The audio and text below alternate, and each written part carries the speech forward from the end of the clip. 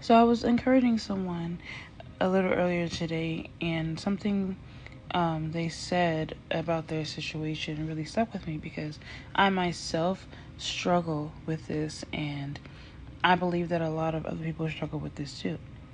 And I really hope that you will watch the entirety of this video because I think it's very important. But okay, here we go.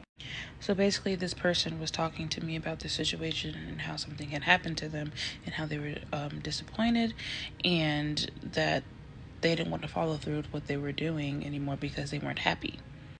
So honestly, right then and there, I didn't know what to say. So I prayed and I asked God to give me words to give them because that's tough. When you're not happy doing something, it's tough to want to continue to do that. So then I got this. Your feelings of disappointment towards your current circumstance can cause you to really think and believe that you no longer want to follow through with what you've already started. Because let's be real, when life throws life at you, it can be devastating. And you can think, oh, it's too hard, or maybe it's not meant to be, maybe it's not for me, or how would it even happen, etc. And it's natural to feel that way. You might not be happy trying to make it to the end of that job, or trying to finish school, or trying to even work out differences in a marriage. But you don't need happiness in order to do something anyway. Culture tells us that we shouldn't do anything if it doesn't make us happy. And that's actually not biblical and actually not good advice at all. Happiness, sadness, and any other feeling or emotion comes and goes. And too often we will make a permanent decision based off of a temporary feeling. Even if that temporary feeling is for 2 years, if I'm having a feeling for 2 years, that's still temporary.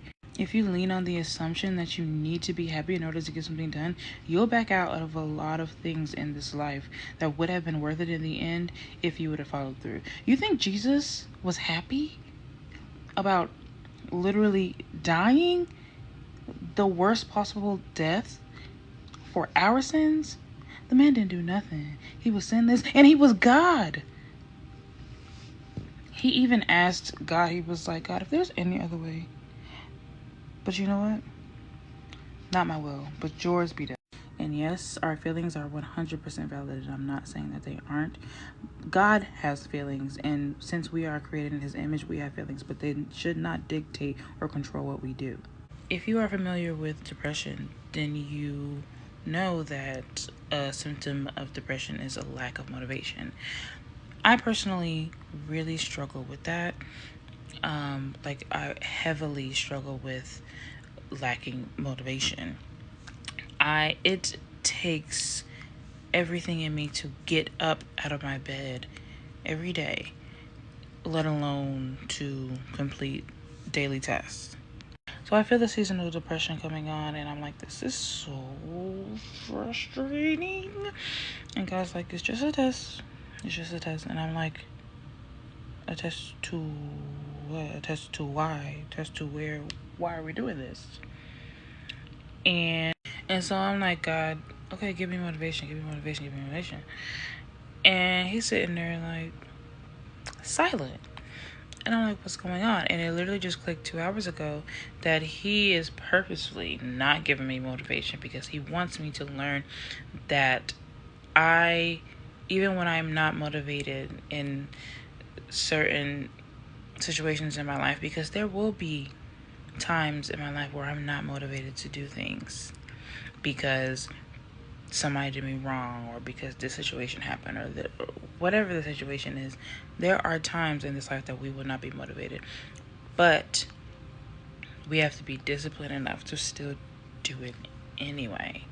And that seems harsh, but I get it. He wants me to rely on the fact that he will empower me and give me strength to do the things that I need to get done even when I'm not motivated, and that I need to rely on he who gives me strength. I'm not always going to have motivation. I'm not always going to be happy, but God every time is going to empower me to get the things done that I need to get done. And he wants me to get that now because down the road there'll be a lot of times where I don't feel like doing something, or I will feel like doing something that is wrong and sinful, And God is like, you know, your feelings, I understand that, and your feelings are valid, but do they control you? It really just comes down to discipline, because discipline doesn't waver. It's not dependent on your feelings or your emotions. And I've learned that if you ask God for discipline, He will send you a situation that develops your discipline instead of just snapping his fingers and giving you discipline. And He does that because He wants us to understand. My friend said it like this one time. She said, knowledge, because there's a difference between knowledge and wisdom, right?